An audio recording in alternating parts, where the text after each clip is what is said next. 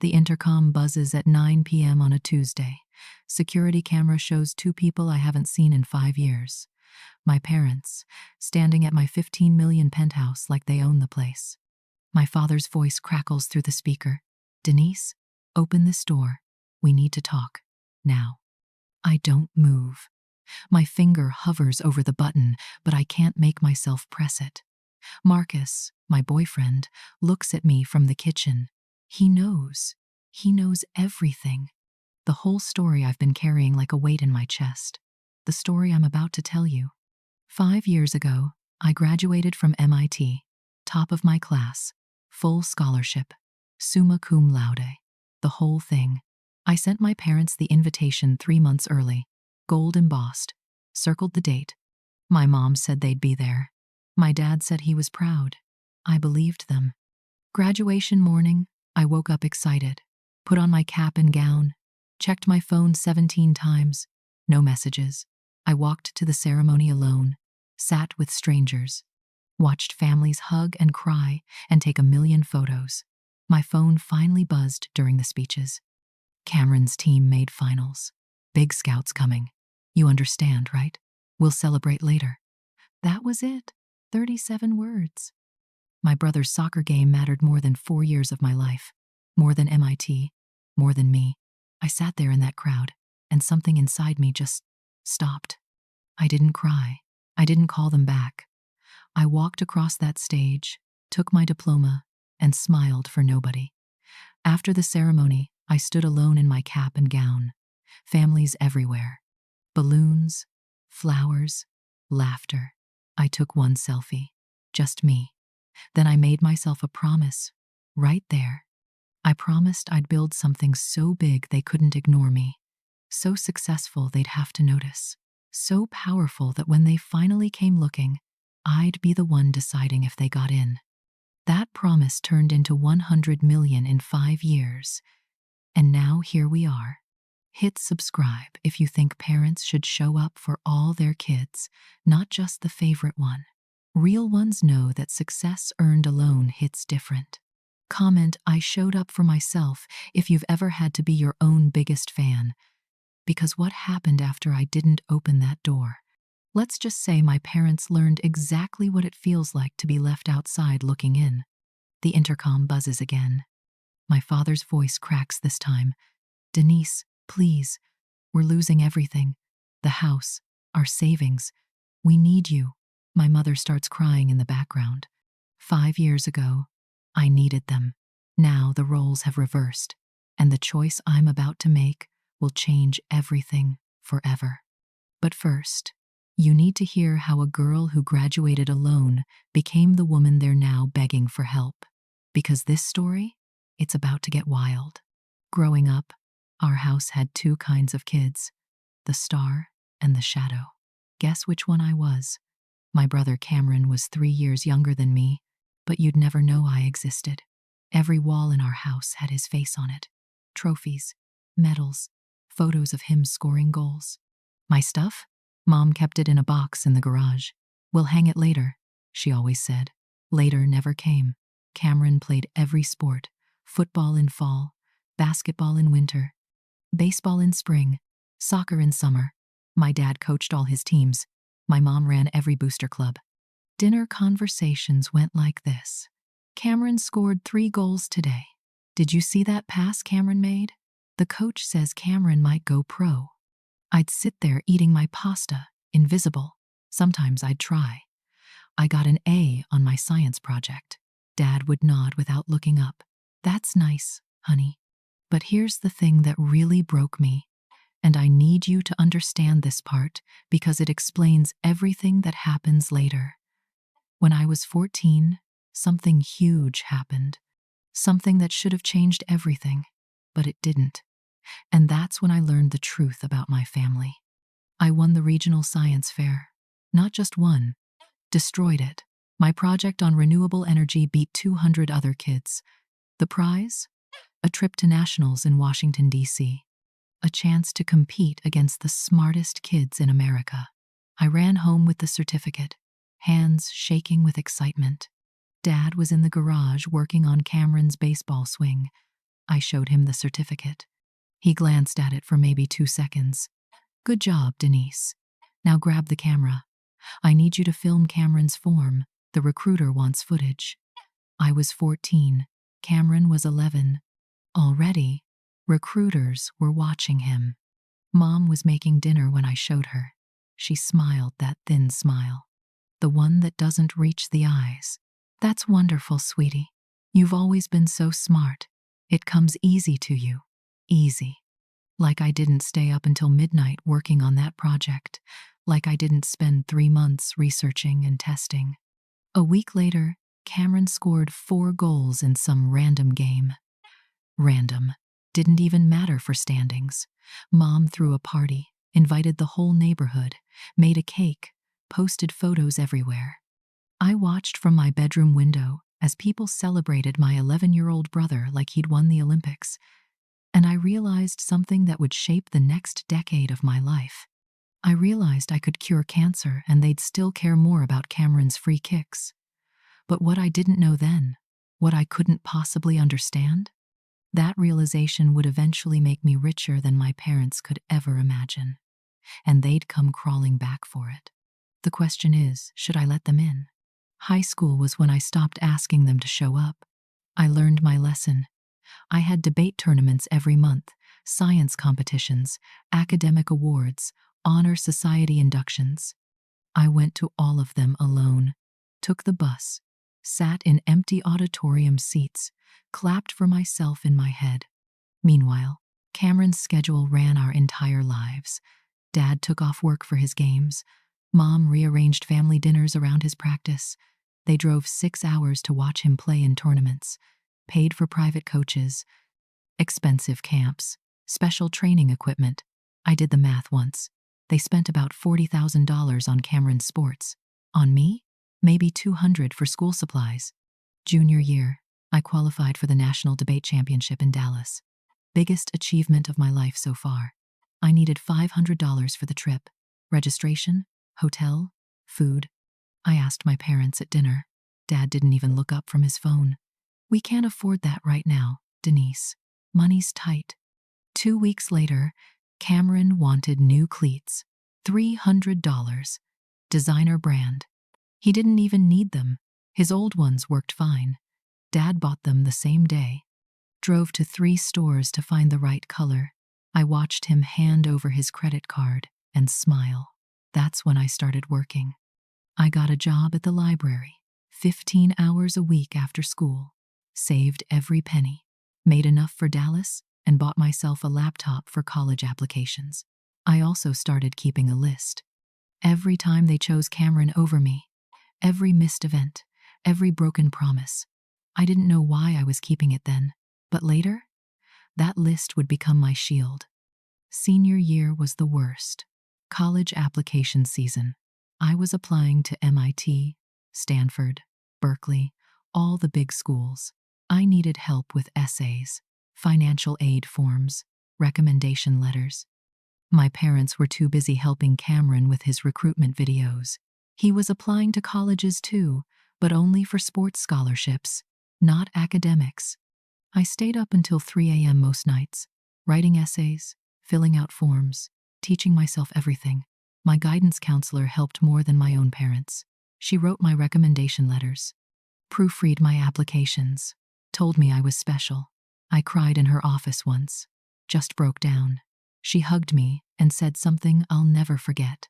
Denise, some people plant gardens and forget to water them, but the strongest flowers, they learn to find their own rain. I didn't understand it then, but I do now. I was learning to survive without them, building roots they couldn't see, growing in ways they'd never notice. Until it was too late. Until I was too tall to ignore, too successful to dismiss. And by then, I'd learned something dangerous, something powerful. I'd learned I didn't actually need them at all. And that scared them more than anything. But the acceptance letter that changed everything? You won't believe what happened when it arrived. The MIT acceptance letter came on a Tuesday in March. Thick envelope, full scholarship.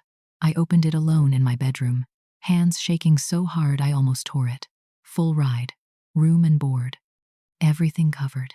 I'd done it. 4 years of late nights and lonely award ceremonies had finally paid off. I walked downstairs holding the letter like it was made of gold. My parents were in the living room watching Cameron's highlight reel. Again, for probably the 100th time. I stood in the doorway waiting for them to notice me. It took 3 minutes, 3 whole minutes before my dad looked up. "I got into MIT, I said. My voice cracked a little. "Full scholarship. They're paying for everything." Mom smiled. That same thin smile. "That's wonderful, honey. We knew you would. You're so smart." Dad nodded. "Proud of you, kiddo." Then he turned back to the TV. "Cameron, pause it. Let's watch that goal again." That was it. 15 seconds of acknowledgement for the biggest achievement of my life. Cameron got a party for making varsity as a freshman. I got 15 seconds for MIT. But I told myself it was fine. College would be different. I'd be away from all this, free to be myself without living in anyone's shadow. I sent them my graduation invitation in February, gold embossed card. Circled the date in red marker. May 18th, 2 p.m. Please come. This matters to me. I even wrote a note on the back. Mom called 2 weeks later. "We got it. We'll definitely be there. Wouldn't miss it for the world." I believed her. I planned everything around them coming, reserved 3 extra seats, made dinner reservations at a nice restaurant for after, bought a new dress, even practiced my walk across the stage. I know that sounds silly, but I wanted everything to be perfect. This was my moment. Finally, they'd see me, really see me. The night before graduation, I couldn't sleep. Too excited. I checked my phone every 5 minutes, making sure I hadn't missed any calls about their travel plans. They were driving from Portland. 12 hours. I figured they'd leave early morning to make the ceremony. My roommate Sarah kept asking if I was okay. "You seem nervous," she said. "I just want them to be proud," I told her. She hugged me. "Denise, they should have been proud years ago." She was right. But I still wanted this moment. This one perfect moment where I walked across that stage and saw their faces in the crowd, where I finally mattered as much as Cameron's soccer games. My phone rang at 8 a.m. graduation morning. Mom's name on the screen. I answered so fast. "Hey, are you guys close? The ceremony starts at 2, but you should get here early for parking," and she cut me off. And the next 10 words she said would change my entire life forever. But what she said, and what I did next, that's where this story really begins. "Cameron's team made the finals," Mom said. Her voice was cheerful.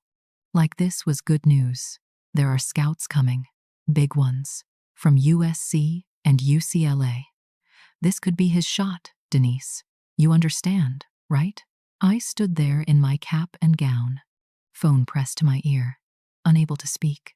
"We'll celebrate when you get home," she continued. "Maybe take you out to dinner next weekend. You know how important this is for your brother's future." I heard Dad yelling in the background. Something about traffic. They were already on their way. To Cameron's game. Not to me. Never to me. I said okay. I don't know why. Maybe habit. Maybe shock. I hung up and stared at my reflection in the mirror. Cap and gown. Honors cords. 4 years of perfect grades. And I was going to walk across that stage with 3 empty seats. Sarah found me sitting on my bed 20 minutes later, just staring at nothing. "They're not coming," I said. My voice sounded weird, flat, empty. She didn't ask why. She just grabbed her phone and called her parents. "We need 3 more chairs at the ceremony. Denise's family is. They're not coming." Her parents showed up with signs. Balloons. Flowers. For me, a stranger's daughter. The ceremony was beautiful. Sunny day, string quartet playing, 2,000 graduates and their families. I sat in my assigned seat in the D section. Bassam, Denise. Sarah's parents waved at me from the stands. I waved back, tried to smile, tried not to look at those 3 empty seats I'd reserved, the ones with "reserved for Basham family" on them.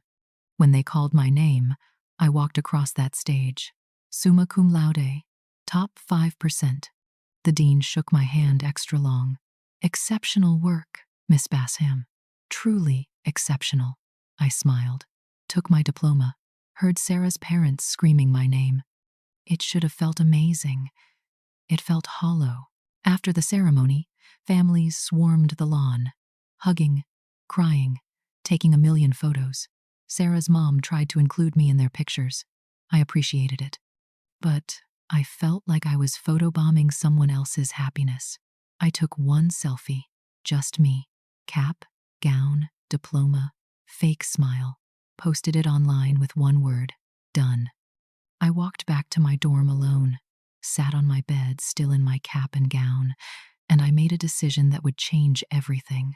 I decided I was done waiting for them to see me, done hoping, done trying. I was going to build something so massive they couldn't ignore it, so successful it would haunt them. I opened my laptop and accepted a job offer I'd been sitting on, a tech startup in San Francisco. Employee number 12. Tiny salary but huge stock options. My advisor said it was risky. Big companies are safer, he'd warned. But I didn't want safe. I wanted big.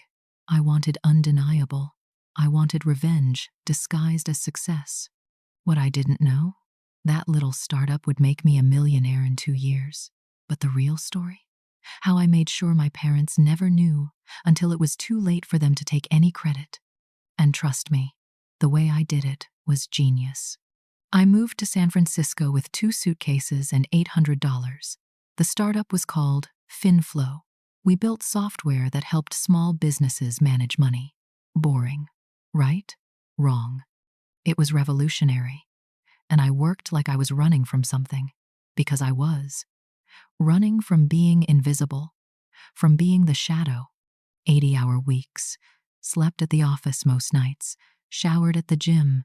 Lived on coffee and protein bars. The founders noticed me immediately. Denise doesn't just work, our CEO said. She executes. Within 6 months, I was leading product development. Within a year, I was VP. I was 23 years old, running a team of 15 people. My parents called sometimes, once a month maybe. Always the same script. How's work? Fine. Still in San Francisco? Yep. Cameron got engaged. Long stories about his life. Short questions about mine. I kept my answers brief. They had no idea what I was actually building. No idea I was sitting on stock options worth millions, and I wanted it that way. 2 years after graduation, FinFlow went public. I woke up that morning and checked my portfolio. The number made me blink.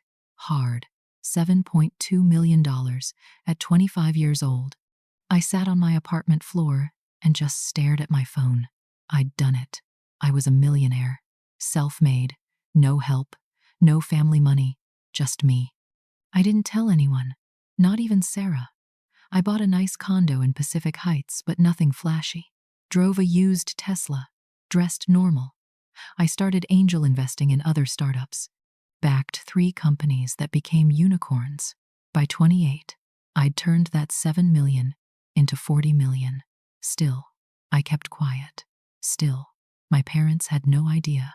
Cameron's soccer career ended junior year of college. Knee injury, bad one. No pro contract, no sports future. He moved back home and started managing a gym. My parents were devastated. All those camps, all that money, all those sacrificed moments with me. For nothing. Mom called me crying one night. All those years, she sobbed. We really thought he'd make it. I almost said it. Almost screamed. What about my success? What about MIT? What about the millions I made while you ignored me? But I didn't. I just said, life happens, Mom. And I hung up. Because the revenge I was planning, it required patience, silence, strategic timing, and I was good at strategy now. At 30, everything changed. Forbes released their 30 under 30 list, tech category. There I was, Denise Basham, with a full profile, photos, net worth estimation. The fintech genius quietly building an empire. The article detailed my investments, my company, my rise, everything my parents didn't know. And here's the wild part. They didn't find out from me. They found out from Karen, my mom's friend from book club. She texted my mom a screenshot of the Forbes article. "Is this your Denise?" And suddenly, after 5 years of barely checking in, after missing my graduation, after choosing Cameron's soccer over everything I ever did, my phone wouldn't stop ringing. But how I answered those calls, that's when I really became someone they didn't recognize. The first call came at 9 a.m. on a Monday. Mom's name lit up my screen. I let it ring. She called again and again, 15 times that day. Finally, she left a voicemail. I listened to it on speaker while eating lunch. Her voice was different, high-pitched, excited. "Fake. Denise. Honey, we saw the Forbes article. We had no idea you were doing so well." I deleted it. Didn't call back. She called every day that week. Left messages about how proud they were, how they always knew I'd be successful, how they'd love to visit and see my place. Each voicemail made my blood boil hotter. Where was this pride at graduation? Where was this excitement when I won nationals? When I got into MIT? Dad called next. His message was shorter, more direct. "Denise, we need to talk about some things. Call me back." That's it. No pride. No congratulations. Just, "We need to talk." I knew what that meant. They wanted something. They always wanted something. But I wasn't ready to give them the satisfaction yet. I wanted them to squirm. 2 weeks later, a text from Mom, long one, about how they'd fallen behind on the mortgage, medical bills piling up, Dad's back injury keeping him from work. Could I maybe help? "Just this once? We're family," she wrote. "Family helps family." I stared at that text for a full hour. Family helps family. Where was family when I needed help with college applications? Financial aid forms? When I ate ramen for months to afford textbooks? I didn't respond. The texts got more frequent, more desperate. Mom sent photos of past due notices. Dad sent me their bank statements without asking if I wanted to see them. Cameron even texted. "First time in 3 years. Hey sis, parents are stressed. Anything you can do?" I blocked his number immediately. He didn't get to play the caring brother now. Then came the big ask. Cameron wanted to start a business, some fitness app idea. He needed $50,000 for development. Dad called about it. This could really help him get back on his feet. After losing soccer, he's been lost. You know how that feels, being good at something, and I hung up before he could finish. No, I didn't know how that felt. I never lost anything because I never had their support to begin with. The messages piled up, voicemails, texts, emails, all asking for money, never asking how I was, never apologizing for graduation, never acknowledging the years of neglect. Just gimme, gimme, gimme. I watched them stack up like a collection, evidence of what they really cared about. My success only mattered now because it could benefit them. I hired a lawyer, had him draft a cease and desist letter. Professional, clean. One line stuck with me as I approved it. "Miss Bassam requests no further contact regarding financial assistance or family obligations." I added one sentence myself. Had the lawyer include it word for word. I learned from the best how to prioritize what matters most. Right now, you don't. The letter was delivered on a Friday. By Sunday, my mom showed up at my office building. Security called me. "Ma'am, there's a Patricia Bassam in the lobby. Claims she's your mother. She's quite upset." I looked at the security camera feed, saw her crying, making a scene, and I made a decision that would either save me or destroy me. But what I did next, even I didn't see it coming. "Tell her I'm not available," I said to security. My voice was calm, cold. The guard hesitated. "Ma'am, she says it's an emergency. She's very distressed." I watched my mother on the camera, mascara running, hands shaking, making sure everyone in the lobby could see her pain, playing the victim. "Like always, she can leave," I said, "or I'll call the police for trespassing." Mom left, but the visits didn't stop. She came back Tuesday. Thursday. The following Monday. Each time, security turned her away. Each time, I watched from my office on the cameras. She started bringing Dad, then Cameron. All three of them in my lobby like some sad family portrait, begging to see me. I felt nothing watching them, just empty. Then one night, everything changed. I was at my penthouse with Marcus. We'd been dating for 8 months, met at a tech conference. He built AI software, smart, kind, patient with my family baggage. We were cooking dinner when my doorbell rang. Not the intercom, the actual door. Someone got past building security. Marcus checked the peephole. Denise? There are 3 people out here. They look upset. My stomach dropped. I looked at the security camera feed on my phone. Mom, Dad, Cameron, all standing at my door. Somehow they'd gotten my address. Somehow they'd talked their way past the front desk. They'd driven 12 hours from Portland. And they weren't leaving. Dad knocked hard. Denise, we know you're in there. Open this door. His voice was angry now. Not sad, not desperate, angry. Like I was the one in the wrong. Like I owed them something. Mom started crying again, loud enough for the whole floor to hear. Please, baby. We're losing everything. The house, our savings. We need you. Marcus looked at me. What do you want to do? I stared at that door. 5 years of silence. 5 years of building myself without them. 5 years of missed calls and ignored milestones and choosing Cameron over me. All of it came crashing down in that moment. I could open the door, forgive them, write a check, make it all go away. Be the bigger person. Or I could do what they taught me.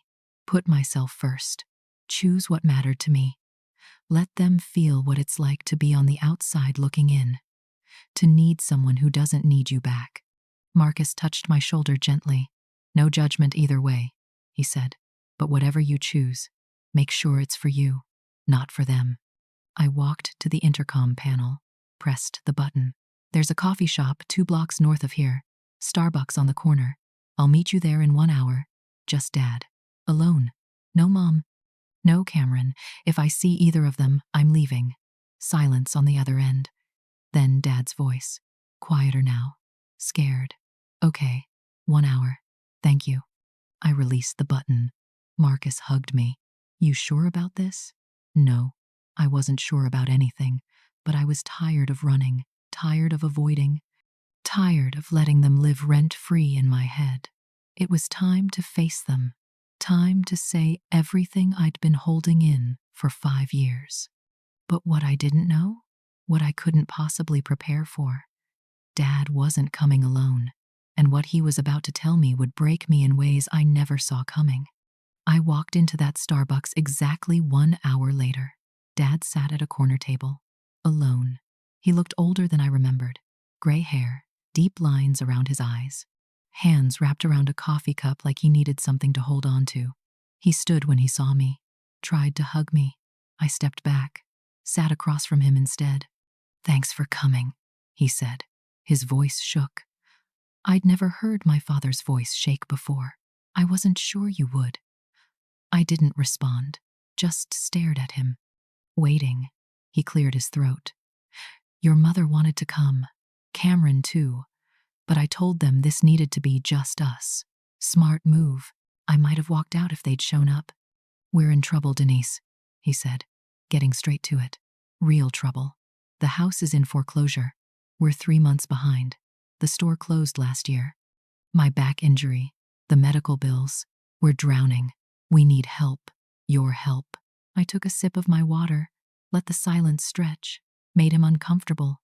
Finally, I spoke. You need money. We need family, he corrected.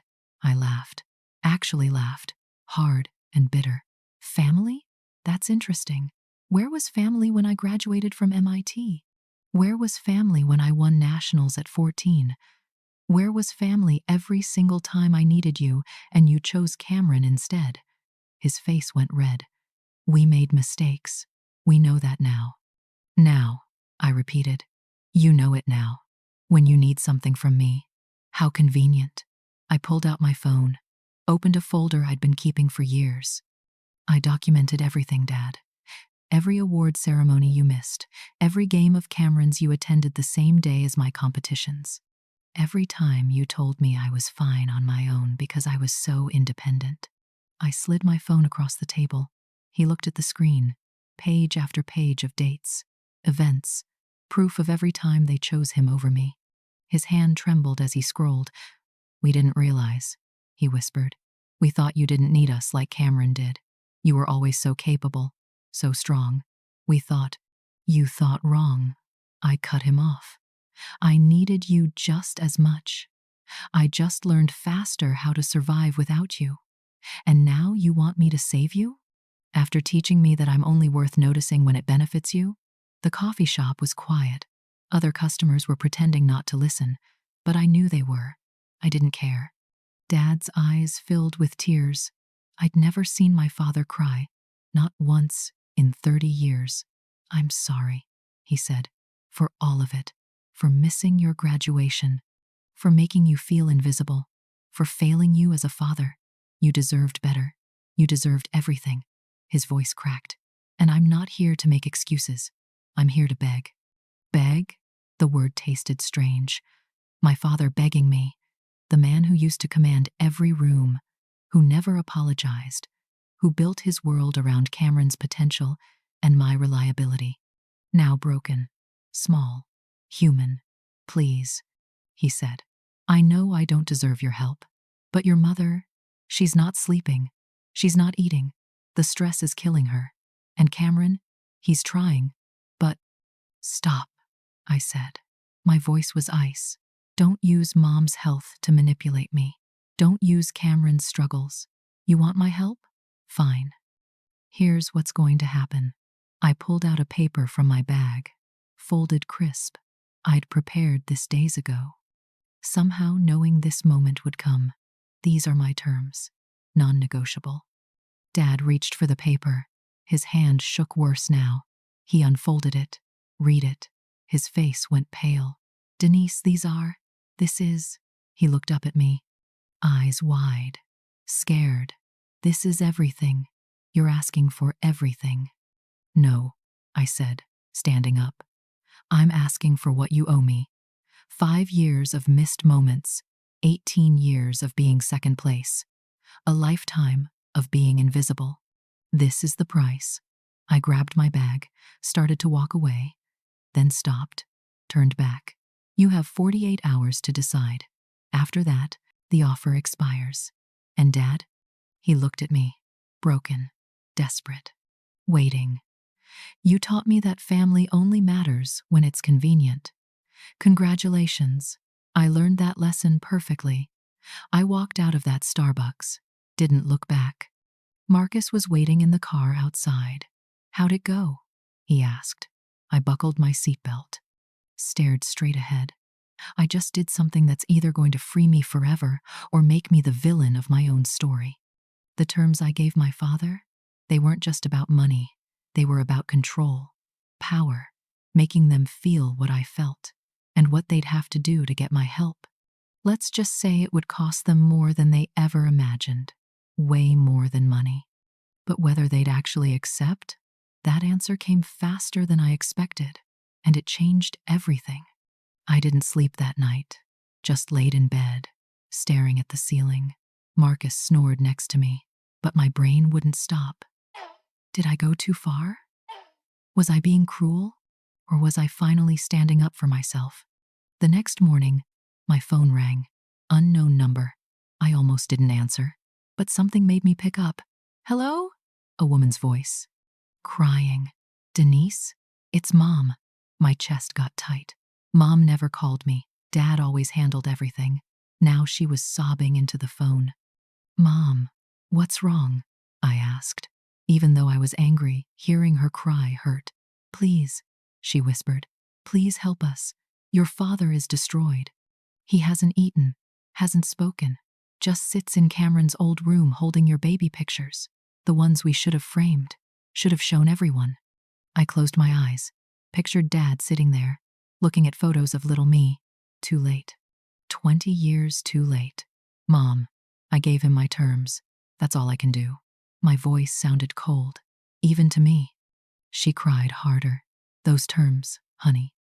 They're asking us to give up everything. The house, our savings, our pride. My pride was worth nothing to you, I said. The words came out sharp, like knives. Every time you picked Cameron's baseball game over my science fair, every time you said I'd be fine alone, you killed my pride piece by piece. Now you know how it feels. Silence, just her breathing, heavy and sad. Then she said something that broke me. You're right. We destroyed you. We took our smart, amazing daughter and made her feel worthless. And now you're doing to us what we did to you. Making us invisible, making us beg. And sweetheart, her voice cracked, we deserve every bit of it. I felt tears on my face, didn't even know I was crying. Mom, I started, but she kept going. I'm calling to tell you we accept all of it, every single term. Whatever you want from us, it's yours. Because losing everything we own is still better than losing you forever. We already lost you once. We can't do it again. My hand shook. The phone almost slipped. They accepted? Everything? You're serious? I whispered. Dead serious, Mom said. Your father is writing the papers now. We'll sign whatever you want. We'll do whatever it takes. Just please, please don't walk away forever. We need a chance to fix this, even if it takes the rest of our lives. I sat on the edge of my bed. Marcus woke up, saw my face, grabbed my hand. When? I asked Mom. My voice barely worked. When do you want to do this? She breathed out. Relief in that sound. Tomorrow. Your father wants to bring Cameron too. We need to face this as a family, the family we should have been all along. Does Denise accept their surrender? Or does she walk away from them forever? Drop a like. If this story has you hooked, share with someone who understands family pain. And subscribe because Chapter 11 drops tomorrow and you do not want to miss what happens when they all sit down together. This gets real. Trust me.